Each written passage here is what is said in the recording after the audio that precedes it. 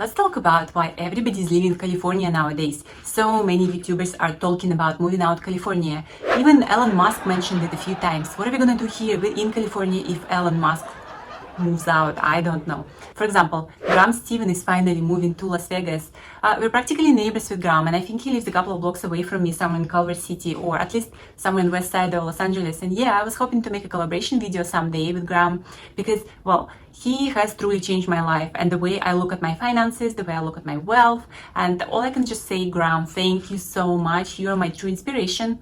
And yeah, I kind of sad that you live in Los Angeles and you're moving to Las Vegas. Many Californian taxpayers seem to be getting sick of California tax burden, including me. I almost moved to Miami a month ago. And I'm not kidding, I was already packing and I almost got a truck to move my car and everything else, but I'll tell you a little bit more in a moment. The most recent IRS migration data shows that over 150,000 Californians moved out of the state, resulting in a net loss of $8 billion in gross income. Between 2010 and 2018, the state's tax base shrunk by $24.6 billion. That's a lot of money, guys.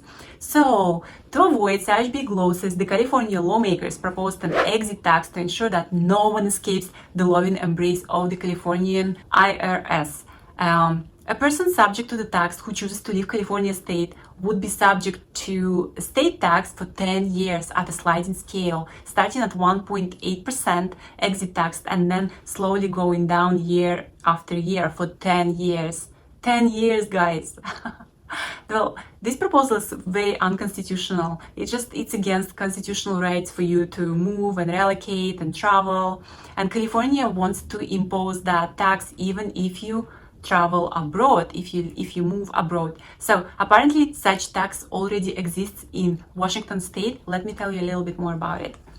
So Washington state has a 1 year of business taxes and 4 years of sales taxes. But California wants to beat the record. They want to impose 10 years. And this is state personal income tax. It's not a business tax. It's something that they would impose on each person living in the state or trying to exit the state. I don't think it's doable, but even the idea and the very thought of Californian lawmakers thinking that it would be okay to tax people 10 years after they move from Los Angeles or from California, it's ridiculous. It's ridiculous.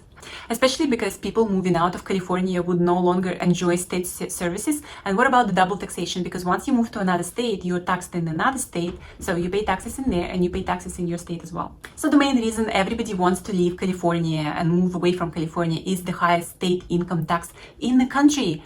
Depending on how much you make, it starts at 1% and it goes all the way up to 13.3%. And right now, there is an additional proposal to raise the state's top income tax rate to 16.8%. That's a lot. It's already the highest income state tax in the country. So I was under an impression that the New York state had the highest income tax in the country, but as you can see here in this table, it's actually 8.82%. New York City has its own local income tax, and it's around 3 to 3.8%. So which means if you live in Manhattan, you would be paying up to 12.62% income tax. Hawaii also has a very high income tax. It's 11% for high earners.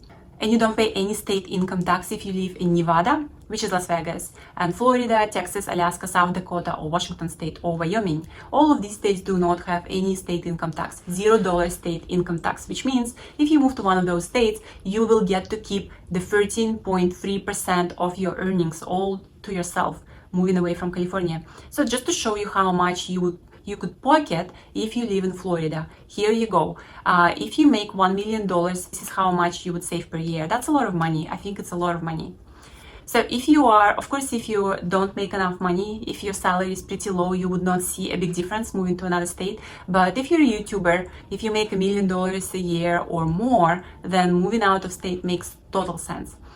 And business taxes are also really, really high in California and in New York state, by the way. So even registering an LLC in California or New York costs a few $1,000s. I know that for sure because I had to register a company back in New York City when I used to live in New York City and here in LA. And the reason it costs so much money is because once you register a company, you need to publish an ad in the local newspaper for, I think it's up to 2 weeks, and it costs a lot of money. If you register an LLC in Florida or Nevada, it costs you $125. It doesn't cost you much. And it's a very simple process. You do not need a lawyer. You can just file the documents with the state by yourself.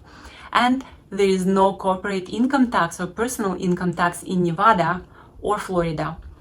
There is some in Florida, but nothing in Nevada. So while Nevada likes to promote itself as a no corporation tax state, they still have a $200 annual fee. It's like a business license fee, but $200 is really not much, right? It's nothing.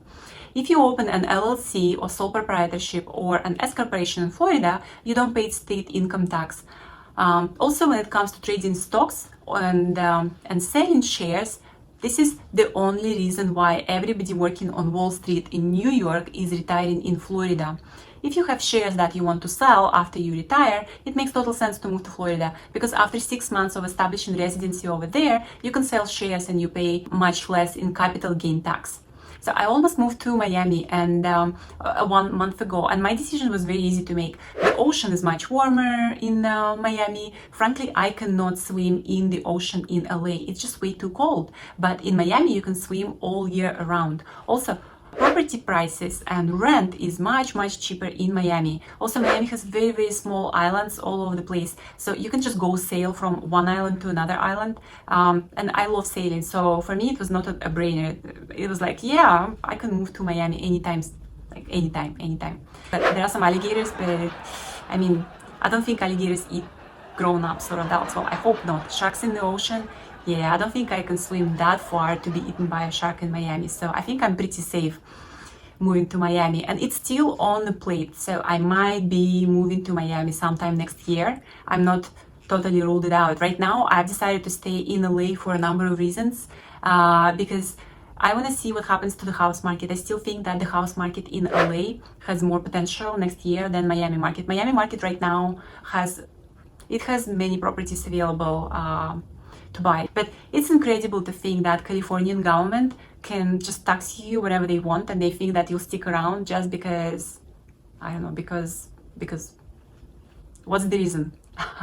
I don't know. So if you're thinking about moving to LA or New York City, depending on your work situation, it might not be a very profitable idea. So if you own your own business or you're self-employed and you can work from home, or you don't have to be in a specific place, working out of another state like Florida or Nevada makes total sense, and you will save a lot of money and you will be able to reinvest more money. So this is the breakdown of taxes, different taxes in different states. I hope the video was very useful for you guys. I hope it will help you make an informed decision if you decide to move to California or New York State, or if you decide to move out of California. If you like this video, please subscribe, and bye guys, see you soon.